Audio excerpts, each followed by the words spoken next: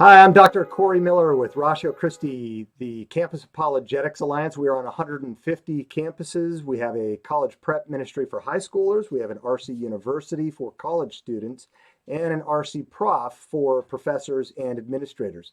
This is the, I think, seventh episode for Thoughtful Christianity. Today we're going to be discussing media, academia, and culture. My guest with us today is my friend Jennifer Kabbany. She is the editor-in-chief of the College Fix and is a visiting fellow with the Independent Women's Forum. The College Fix, of course, is a publication of the Student Free Press Association. From 2002 to 2013, she worked in various capacities for the North County Times and San Diego Union Tribune newspapers at City Hall, as a City Hall education and features reporter, as well as a weekly education columnist. Previously, she served as associate editor at Front Page magazine, as well as held editorial positions at the Weekly Standard and the Washington Times. She's also a Robert Novak Journalism Fellowship recipient and has contributed to National Review. Welcome to Thoughtful Christianity, Jennifer. Glad you're here. This is awesome. Yes, thank you for having me. Yeah, just before we dig in to talk about media, academia, and culture, how's it going down there in California? You can see I'm up in the Midwest. It's a little cold today in the office, so. Well, it's freezing over here too. It's like 65 degrees, and I'm freezing. Oh. That's killer for California. San Diego, oh my goodness. All right. I know we're not used to 65. If it's not above 70, we get cold. Right. Well, so I'm really grateful you took this time to come on board here and talk with us. I want our listeners to know who the College Fix is and what you're doing out there in culture. There's a lot of movement right now, and I think you guys are pretty strategic in what you do. So first of all, just tell us about the College Fix. Who are you? What do you guys do? So the College Fix is a daily news website focused on higher education.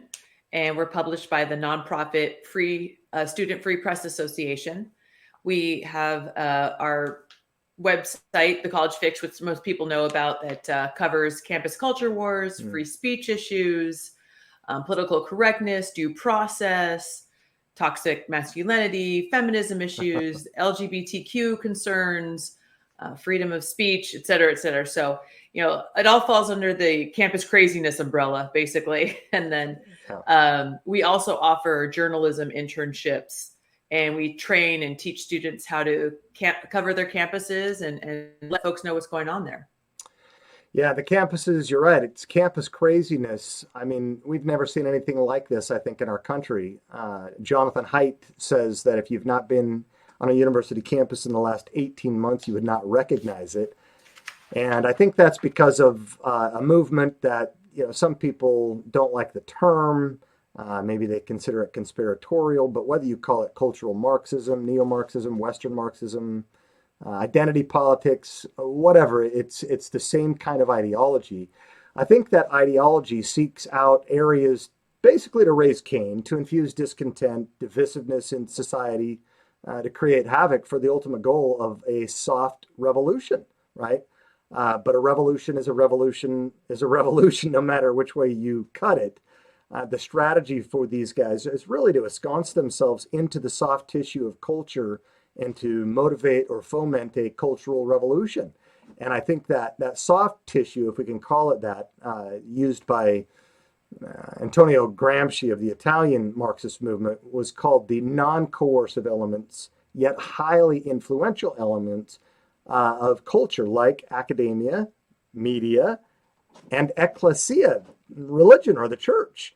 So in this regard, you guys are media, but you are media that's focused on academia. And obviously part of what you do is informative, but more strategic. It seems like you're building a legacy of something too. You're trying to build a movement, young journalists. You're trying to educate them and help them to be active in culture. Tell us a little bit about that. Cast a vision for our audience as to why what you're doing is so strategic and vital. Yeah, so we're basically teaching students how to tell the stories on their campuses that other media would ignore. Whether that's the campus newspaper or the mainstream news or legacy media. But basically, sunlight is the best disinfectant. Mm. We're teaching student journalists, campus journalists to identify stories on campus. And maybe what we see as a story or what we see as newsworthy isn't what others see as newsworthy. And therein lies the subjectivity. But we train the students how to report objectively, quote one side, quote the other side, cite the documents, type it up in a who, what, where, when, and why format and call it a day. We let the reader decide, whether that's parents, legislators, school board members, regents, watchdogs. They want to take our reporting and use it to build a case or paint a picture, what have you. But we're really focused on telling the untold stories and then underscoring that, training up the next generation of independent, liberty-minded, center-right journalists who are going to tell important stories that need to be told so that we can inform the world what's going on in higher education. So it's on the campus, it's in the media, it's a two-pronged attack, basically. Right. And something you guys have developed recently that I want to get to near the end of the episode is on your new database. I think that's impressive, and it's necessary for people to be able to point to something to say, this is really happening, and it seems quite lopsided in the way that it's happening too. But just before we get to that, you recently published an article for parents and presumably also for grandparents, because grandparents take an interest in their grandkids and their education and what their future holds as well. Titled 5 Lies They Teach Your Kids in Freshman Orientation. And my first thought was, just 5? Yeah. But walk us through what those lies are and why they're so damaging to our kids, beginning with why, what about white privilege? White privilege is real? Yeah. So I wrote the 5 lies because I wanted to inform parents, and you're right, grandparents especially too, they play an active role, to give them an idea of what they're sending their kids into, which is basically the lion's den, right? I mean, enemy territory. There's a goal in higher education. It's not altruistic to just, teach kids a skill and educate them about the world, teach them how to be, responsible citizens and civic minded and go out and create a life and a family and have a job. No, they have a goal, which is to train up your young, fresh, innocent minds that America is evil, that America is racist, that America is white supremacist, that the only solution to all of our problems is socialism, communism, democratic socialism, whatever you want to call it, which has the government replacing God, the government in charge of our decisions, our lives, etc. So all of these 5 lies they teach in freshman orientation are going to be a part of that larger aim. So the first one is that white privilege is real. Now, you can think what you want about white privilege, whether it's real or not, what have you. But the point is it's the beginning of dividing, the divisiveness, the pitting students against each other, oppressor versus the oppressed.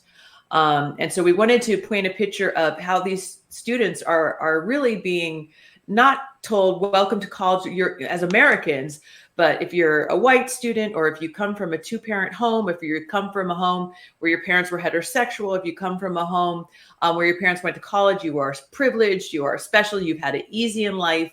Whereas automatically judging students by the color of their skin, if they're a student of color, automatically assuming they've had it bad, they've had it wrong, that Right. that they've faced trials that we can't even imagine, what have you.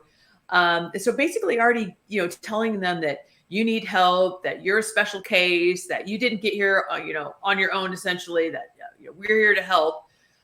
So it's not only a division based on skin color, but it's also division, based on trying to create this mentality that students of color, need help and need to be acknowledged as having special needs.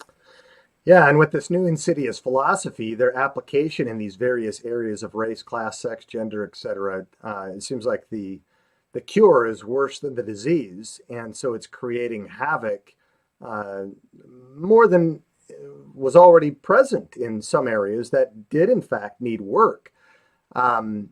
But yeah, it's you can't deny that you've got white privilege, because that's just proof that you have white privilege and that you are a racist. And in one sense, I think that's a little bit worse than what classical Marxism focused on, which was simply, class warfare, always dividing between the haves and have-nots, the bourgeoisie and the proletariat, because at least wealth levels can change, but you can't change skin color. And that one is here to stay. And it, by definition, seems that it will never and can never go away. It's not even purgatory is soluble in this sense. It seems to be an eternal conflict, doesn't it? Right. Well, many people that have come from socialist countries, whether that's the Eastern Europe bloc or they escaped, Mao's Cultural Revolution, Mm-hmm. they all say the same thing, which is where in our countries they used class warfare. Here in America, we're telling you now, we've seen this before. They're using racial warfare, race, skin color based warfare to divide and conquer. And college freshman orientation, that's where it starts, where the white kids are painted as villains and the students of color is painted as the innocent, oppressed people that need to be saved and helped.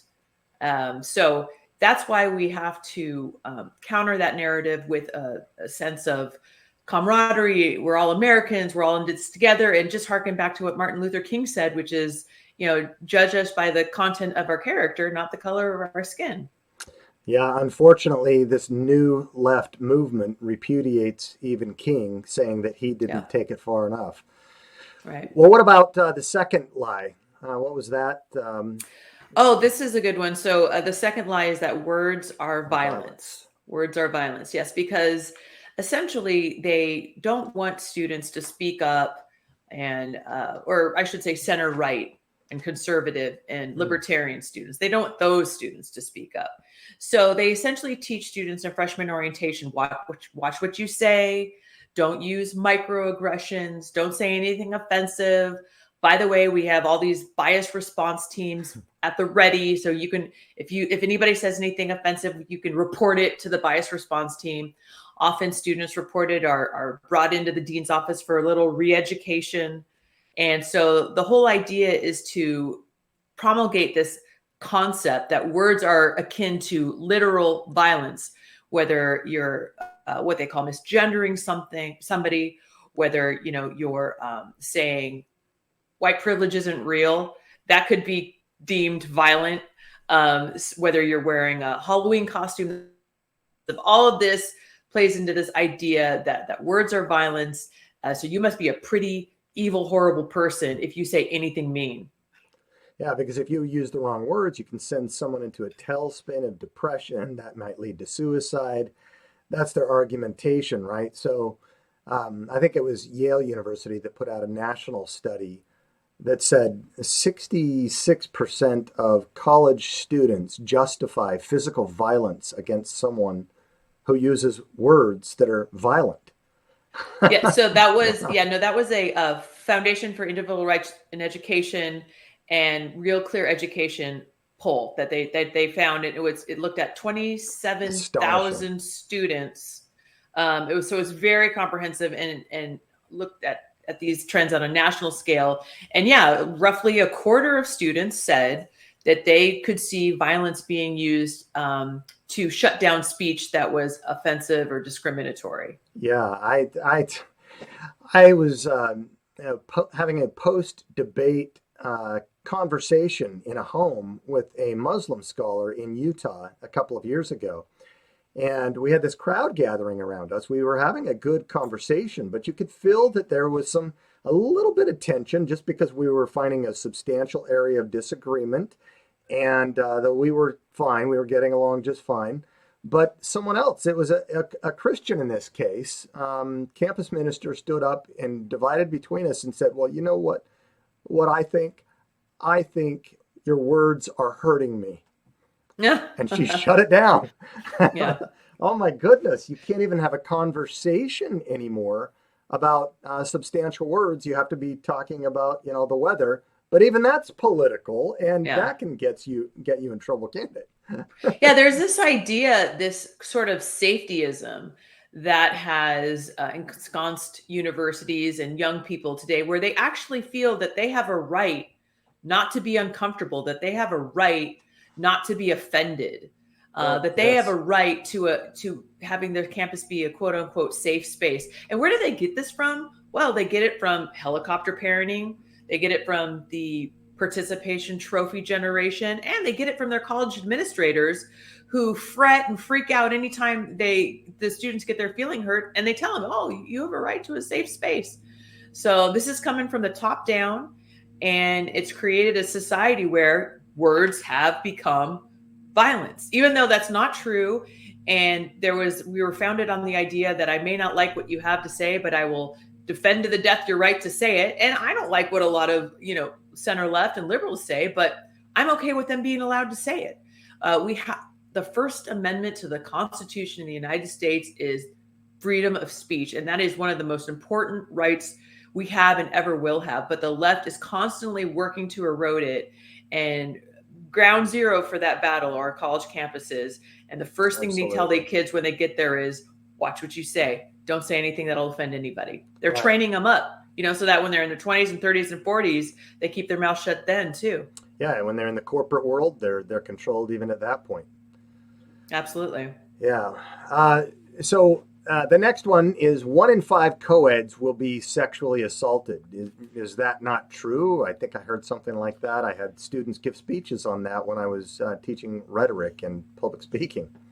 Yeah, so basically they're telling you, welcome to campus, there's a good chance you'll be raped, right? I mean, that's essentially the message. But yeah, there's this statistic that's long been debunked. It was based on a very, very, very small sample from 2 colleges. And, but that's been taken way out of proportion to now suggest that our college campuses are more dangerous than Detroit, Chicago, Baltimore, New York City. I mean, I would argue you have more of a chance of being raped on a Philly subway than you do at University of Philadelphia or what have you. But this is the kind of rhetoric you get when you get on campus. So, it's teaching women be scared, be aware. Men are dangerous. Men are the enemy. They are infanticizing these kids, teaching them that they have to get what's called verbal affirmative consent when they're engaged in hookups.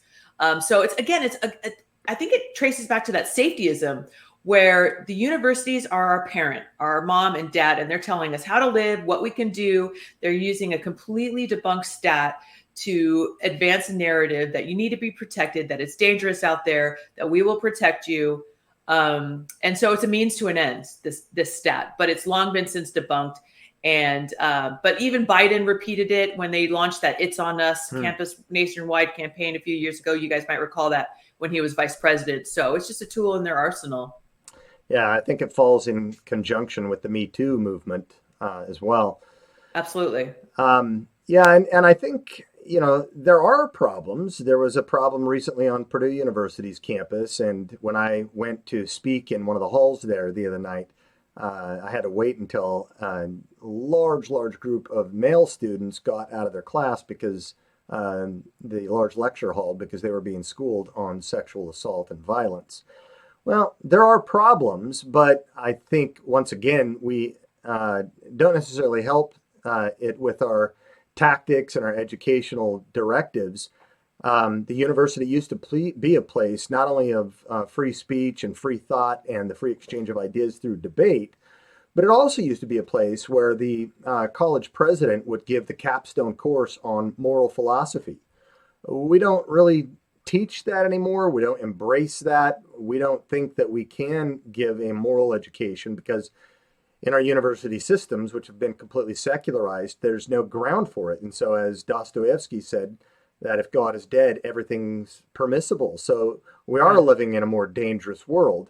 But I think some of these things get blown out of proportion and politicized as well. But what about the next one? Gender is a choice? Yes, I just want to say one little quick thing and then I'll move on. Yeah, I want to say obviously rape is serious and sexual assault is serious. But, they're talking out of both sides of their mouth because at the same time as they're giving, students this statistic, they're also hosting, these sex week events on campuses. Most colleges host sex week events where they're celebrating sexual liberation. I can't make this up when I'm telling you, and you can Google it, look on our website, whatever, but they're hosting workshops on how to have anal sex, how to have, BDSM sessions, how to electrocute each other, how to, put on condoms and dental dams and everything. So I'm just saying, like, it's kind of funny how they are saying careful sexual assault. Also, here's our sex week festivities. Go have some fun. So there's some hypocrisy there. Right. But at any rate, so yeah, the fourth lie is Well, that let's continue on there for one more minute here. I didn't know if I was kind No, of this is I didn't good. know what I could say because I'm really, if you think I'm making this up, I cannot make this up. I actually had to tone it down and make it PG for your audience. Sometimes it's just absolutely shocking. Yeah. If you just search the term sex week in our archives, what the workshops that they have hosted across the nation at campuses everywhere, including red states and the Bible Belt, Yep. as well as our elite coasts. I mean, the first time that I connected with you, I remember it's because we had a speaker here at Purdue. I'm across the street virtually from Purdue in West Lafayette, Indiana. But we had a speaker here who was your predecessor, actually, Nathan Hardin, and wrote a book on God, sex, and Yale, porn. I forget the rest of the subtitle.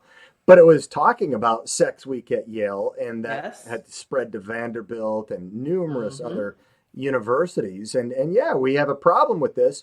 And now it gets so radical and disjointed that it's now even creeping down to the high schools. And, Loudoun County in Virginia now, you get parents being accosted because they're upset that one guy's daughter just got raped in a bathroom because someone who said they had a different gender walked in there and forced himself in multiple ways upon her, which then leads us to the next one about gender being a choice. These things are interconnected. Right. Exactly. So you mentioned, if God is dead, anything is permissible. If God is dead and and gender is not a gift, right? I mean, I'm a Christian and I believe gender is a gift from God. But if you're an atheist and you believe that, we just all evolved from nothing, created everything. And so, yeah, you may have been born with a certain genitalia, but you want to decide that you are the other gender. We're all on campus and even in the nation to a certain extent supposed to go along with this, accept it, embrace it, welcome it, celebrate it, call this person by their preferred pronouns, at risk of possible termination or societal, rejection, even lawsuits. I mean, we've got, the cake baker and, other Christian businesses that have been dragged through the courts because they refuse to go along with this lie that gender is a choice. And it starts right on the college campuses. I mean, we were reporting on this back in like 2014, before people even realized what was going to happen or what was going on, when they started adding, 6 different options on college applications for gender. And then next thing Facebook found 67 more gender choices. But the point is, this is a trend that started on college campuses. Now most all female colleges will accept biological males who identify as female. All of the women's, you want to talk about a safe space. What happened to female safe space in sports or in their dorms or in their bathrooms? I mean, this is a direct threat to those safe spaces. But in the name of, this cultural Marxism that we're seeing, we're all supposed to, embrace it. And thankfully, some traditional feminists are saying, hey, wait a minute, this is ridiculous. You're erasing women. So right, people like J.K. Rowling, feminist, pro-gay, but just being taken to task by the new left because she stands up for feminism. There can't be feminism if there isn't such a thing as natural gender here. Right. So basically, but the idea that you are your own God, you choose your own gender. Gender is a choice. And they embrace it on college campuses. They're celebrated, welcome. They have centers and programs and plays, and it's a real continuing trend that we're seeing. And anybody who stands against it is basically kind of attacked on Twitter, canceled, rejected, called all sorts of names. Again, the idea that we have free speech and we can discuss these issues in a civil discourse is quickly being eroded in this country, and especially, unfortunately, on college campuses. Yeah, even I think Richard Dawkins recently was uh, dethroned, if you will, because he came out against gender as a choice, asking, wouldn't it be similar to choosing your own race as well? So the Humanist Yeah, Society took away the right. award they gave him 25 years ago. And then, of Yeah. course, he went on the apology tour after that. And you never do that with this group because they Mm-mm. don't care about that. There's no forgiveness. There's not even Yeah. purgatory.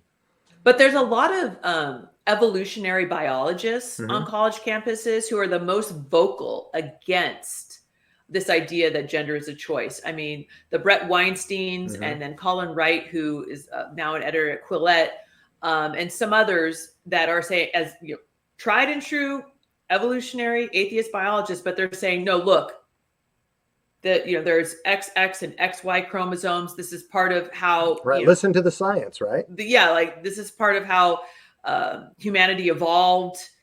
This is not based on actual factual scientists, and they're some of the most vocal opponents against this idea or narrative. So it's interesting how this cultural Marxism that's taking over has made strange bedfellows of some groups. The Venn diagram overlaps in certain places with center right and conservative That's thinkers and right. independent. You would know this very well because you partnered with Peter Boghossian at Portland State to show how atheists and Christians could have these civil conversations. And Yeah. I think you probably could say it better, but Peter made the point, we need this debate, didn't he? Yeah, absolutely.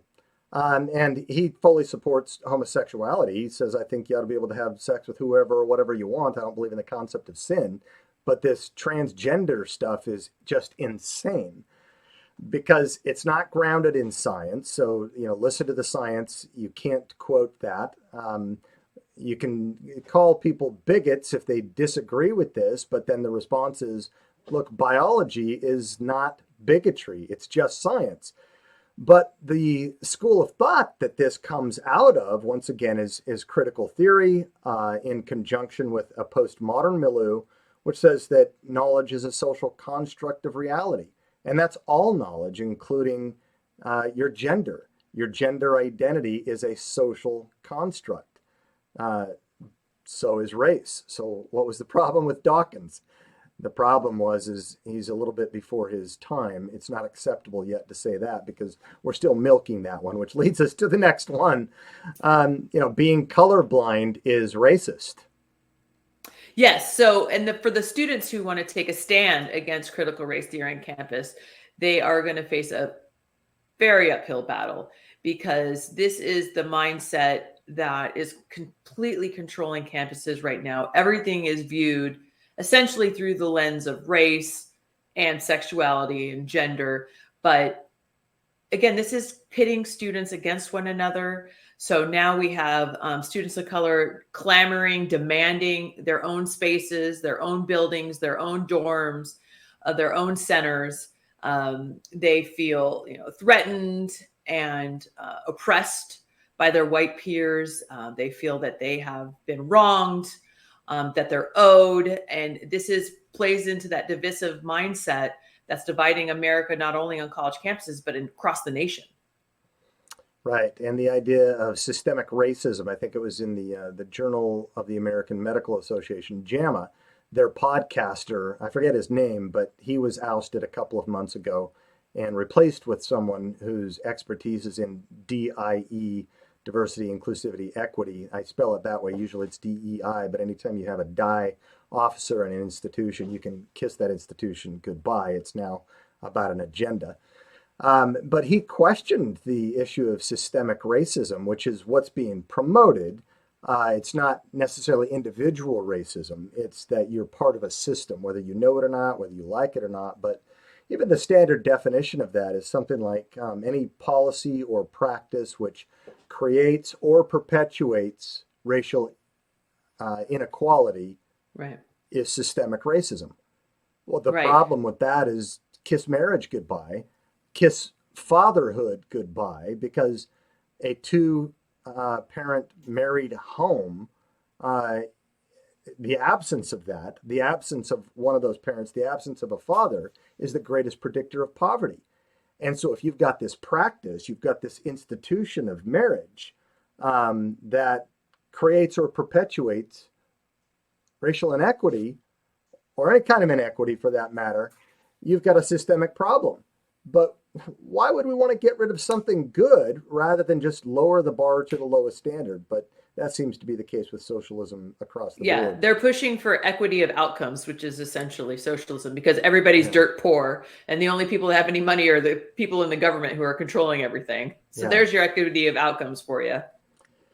Yeah, and it was again Antonio Gramsci who said that socialism is precisely the religion that must replace Christianity. So socialism comes along with a religious fervor, and I think that's kind of what we're seeing right now. You don't have to be, a Chinese communist government to be moving towards socialism, but you get to a certain point and it becomes a slippery slope. Without making the Yeah. fallacy, you can see it happening. Well, you can see there's a religious, like spiritual aspect of critical race theory, because a lot of time in Mhm. these quote unquote struggle sessions where they'll divide, the white students and the white faculty, they're called affinity groups, but they'll divide the white students and the white faculty to sort of bemoan and apologize for and grapple with their privilege, while the affinity group for the students of color sort of band together and feel wronged and, connect as victims and Yeah, try to work toward, well, what will they demand, from their white oppressors, kind of thing. yeah, So evergreen college, right? right, they will. There's kneeling involved. I mean, you might have Mhm. seen, remember after George Floyd, some people were kneeling. There's tears. I mean, we had one Yeah. student that sat in on a white affinity group meeting where, some of these white professors were just like in tears, bawling, like apologizing for their white privilege. And I watched one the other day where the white professor was just like, we're trying to make up for our oppressive, role in humanity, and this is how we can listen and learn and grow, and so it's a very spiritual movement here. This is their religion. Yeah, it absolutely is. Well, you and I started our roles as editor of the College Fix and as president of Ratio Christi about the same time, about 6 to 7 years ago. Over the past 6 years, what are some of the most disturbing stories you've covered? I want to look at maybe trends in just a minute, but in terms of the past ones, maybe some of the most disturbing stories that you've covered. Yeah. So one of the ones that frustrates me the most is that the University of California system, which is Hmm. huge. I mean, it's larger than most governments out there, or most small countries. They educate hundreds of thousands of kids on an annual basis. But essentially, they put out a training manual for faculty that said saying the term "America is the land of opportunity" is a racist microaggression. Basically, you can't say that America is a land of opportunity, which completely goes against the reality. That's why people are flocking here in Flocking in. droves, risking life and limb to get into this country. And my father is an immigrant, and he worked his way up as well. So America is absolutely the land of opportunity. I'm living proof. And yet they were told if they say that, that's a racist microaggression. Essentially, you're racist if you say America is the land of opportunity. And not only that, on the list, they also had you can't say that America is a melting pot. You can't say that the best person, the most qualified person for the job should get the job, and all sorts of these common sense Yeah. expressions that they're basically trying to make verboten, because they're trying to advance a narrative that America is not the land of opportunity, that it's racist, oppressive, sexist, et cetera, et cetera.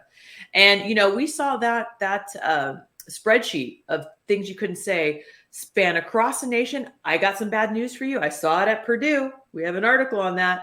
But it really planted a seed and it's grown. Hmm. It's very common now for students and faculty to be told that you cannot say America is the land of opportunity. They need that mantra of crisis. They exist in crisis mode. If there's not a crisis, they don't have anything to solve.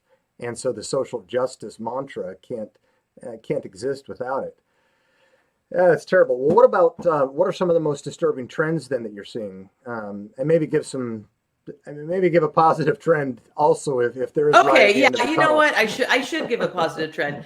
One of the most positive trends we're seeing is people have sort of started to wake up and fight back. Now, Mhm. you're seeing that on a massive scale on the K-12 level because, in COVID, when this classes were being broadcast into homes and parents were like, what did your teacher just say? I got to see it. That's insane. And they really finally they got to see it and they got frustrated and angry Hmm. and they didn't realize how much critical race theory had infused K-12. There's an argument to be made, well, if you send your kid to college, that's your choice. But K-12, you have a captive audience. And, the fact that young people are being taught such a divisive, controversial theory, the parents are Hmm. furious and rightly so. So they're stepping up. And we've seen a lot of parent education groups, parent activism groups, parent right groups, alumni groups form.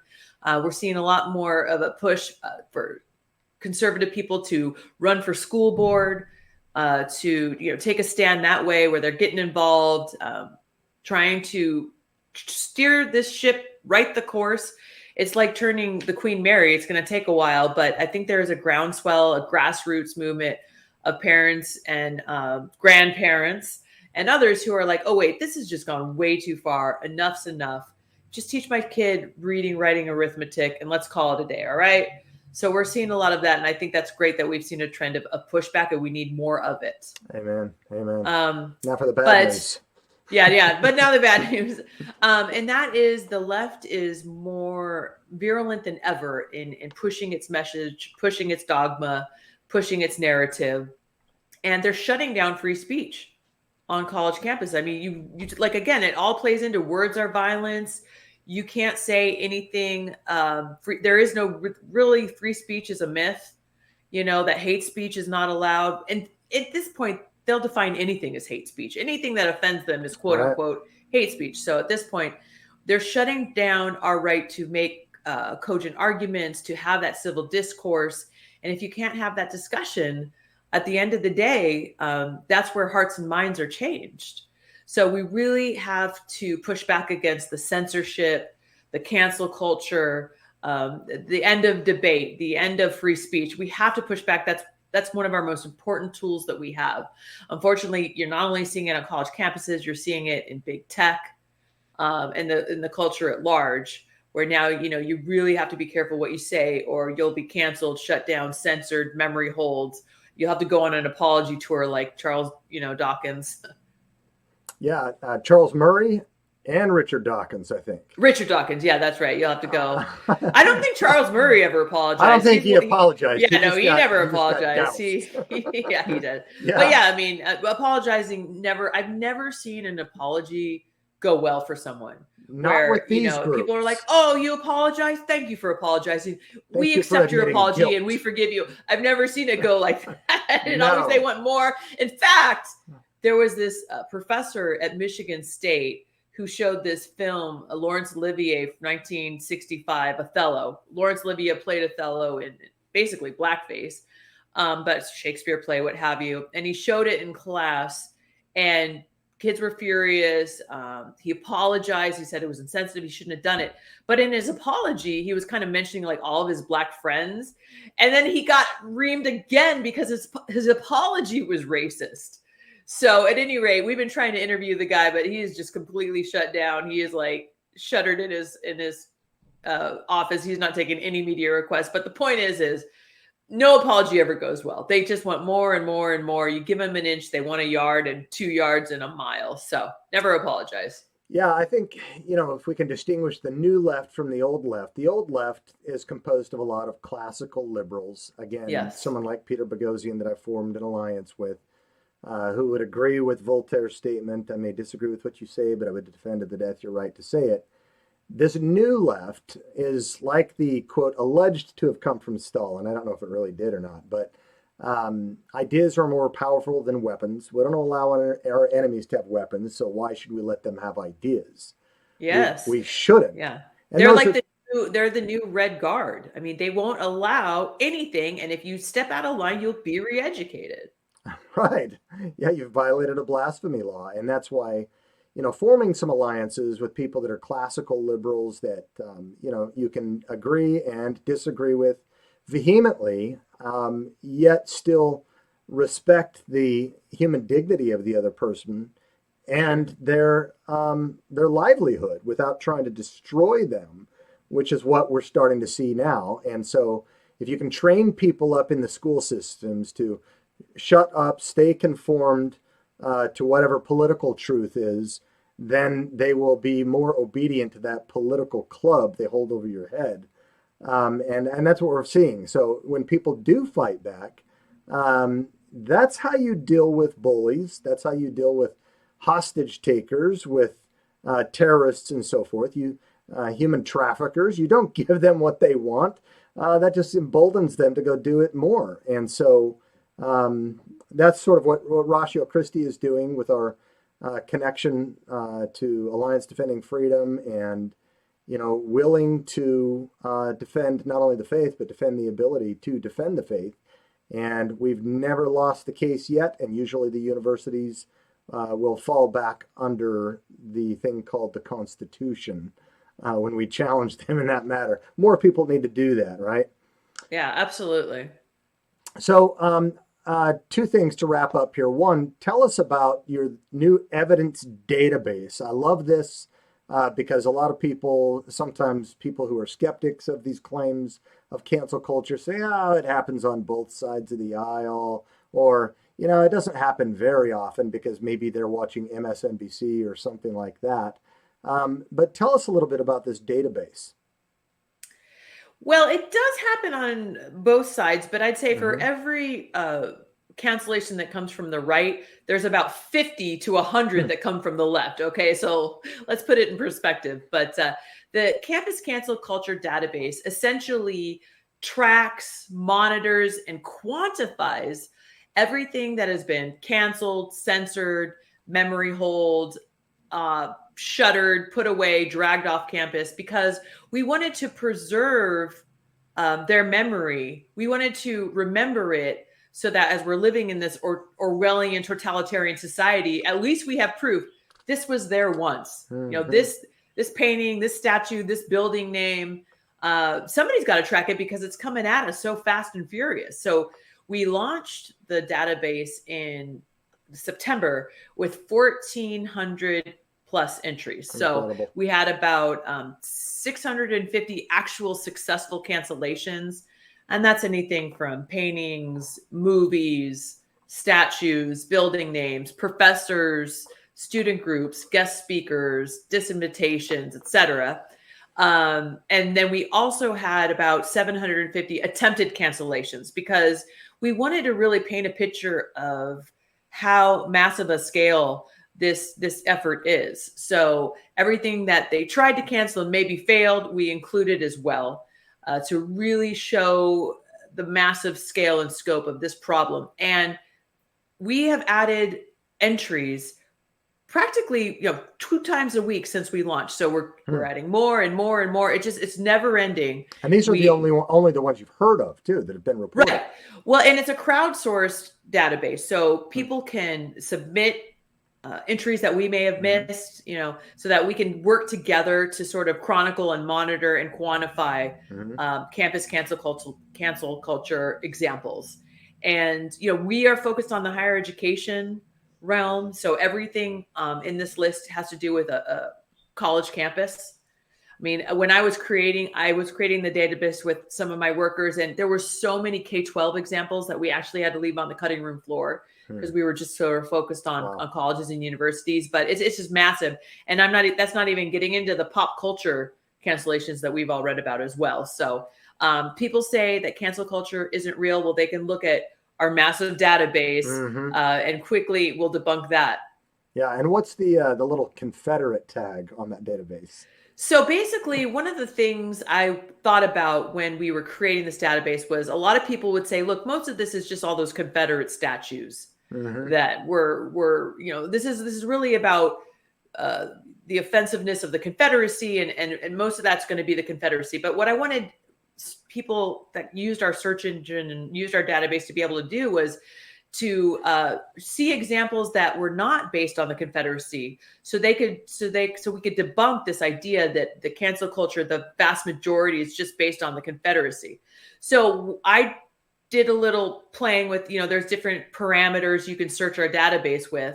And what I found was roughly only 20%, less than 20%, actually far less than 20% of the examples in our database are related to the Confederacy, which means the vast, vast majority have nothing to do with, removing, anything related to post-Civil War from campuses. Yeah, and speaking of that, interestingly, last week I was in Philadelphia and made a trip to the University of Pennsylvania because I'm a student of universities, seeing almost all of the colonial colleges, and just like to look at their history and see the foundation of almost all of those schools is deeply rooted in Christian thought. University of Pennsylvania, a little bit different because you have Ben Franklin there, but even he could not escape the moral output of the Christian worldview that he was living on borrowed capital with. And his school, you can see the evidence of it there too. But while I was there, I saw his statue, but looking a little bit in a different direction, Whitfield's statue was gone, George Whitfield, because he had been destatued. And then I made my way down to Rutgers University to meet with some people in our chapter there, and only to get back and see your new article on your website about one of the Rutgers professors that said something like, "We got to get those mother effers," about white people. Yeah. So, oh my. So, what happens on the university campus does not stay on the university campus, right? It's like this massive tsunami that's now pouring over the dam and flooding into culture, and not just the U.S. culture, but abroad as well. And so give us your input, your thoughts, even on the ministry of Ratio Christi. I'd like the audience to hear what your thoughts are about what we are doing and what the importance is of us being on campuses. Absolutely. So, by the way, great job on coining a new term, destatued. I'll have to remember that one. But yeah, no, the expression that we all live on campus now, you might have heard that expression. It was very popular after the death of George Floyd, and we saw a massive effort to advance anti-racism efforts. And statues were being pulled left and right, building names were coming down. That is proof that this narrative on campuses that we have to be, quote unquote, actively anti-racist is alive and well, and it just needs a catalyst. And then we see more, they take more and more and more. So we saw that on campus, and we also saw that in the culture everywhere. And people were saying, boy, this isn't just staying on campus. We all live on campus now. So we've seen, we have to pay attention to what's going on our colleges and universities, because what's happening now will be in your neighborhood next. But I would love to speak to Ratio Christi, because I absolutely love Ratio Christi, because what young people are basically taught is that nothing created everything, that there is no God, and that life is basically meaningless. You live and then you die. And I feel that what Ratio Christi does is sort of take an apologetics approach, a scholarly approach, a logistics approach to answer some of those tough questions that young people face in college. Is there a God? Why are we here? You fill that gap. Ratio Christi fills that gap and answers those questions in ways that are both powerful, but also backed with data, facts, statistics. So these are the important questions that need to be answered. And unfortunately, I feel, and I hope I don't get in trouble saying this, but I don't feel churches nowadays take the role of apologetics as seriously as they need to arm these young people with the facts and data so they can discern, a secular progressive argument, an atheist argument, and then say, well, wait a minute, how does that explain the massive amount of DNA information in my cells, or you're just those kind of things where the idea of intelligent design. So many scientists are saying, look, evolution doesn't make any sense. We don't find it in the fossil records, et cetera, et cetera. So there's that part of Ratio Christi, but I also think you guys tackle it from the standpoint of the person of Jesus Christ, who he is, an actual historical person. He's not a myth. Mm-hmm. He lived. He was crucified. We have secular documents as well as religious documents, and just sort of backing up the scholarly biblical foundations of Christianity that can be well researched. The accuracy of the Bible, and just all those other kind of things that are sort of tackled and targeted on college campuses. I feel, and maybe, correct me if I'm wrong, but I think you guys tackled just that whole broad spectrum, from the intelligent design argument to the validity of Jesus Christ and his life and ministry and everything in between. Right, and those are the classical apologetics or defense of the faith questions that you could always count on, always, the top 5 that are there. But now you've got issues with race, class, sex, gender, ethnicity, and so forth that you have to deal with. But yeah, you're right that unfortunately far too many churches are more interested in skinny jeans and fog machines, and then we train our children, train our children up in the way they should go, and when they go off to the secular baptismal font, they get assimilated. And so secularists have found a brilliant way to get Christian parents to pay for the apostasy of their own children. So thank you for coming on to Thoughtful Christianity, Media, Academia, and Culture. Jennifer, keep doing what you're doing, shedding the light on the darkness so that we can see, and parents and grandparents and our culture can wake up and see what's happening, because what happens on the campus does not stay on the campus. It's coming for you next. Thank you. Thank you, Dr. Miller.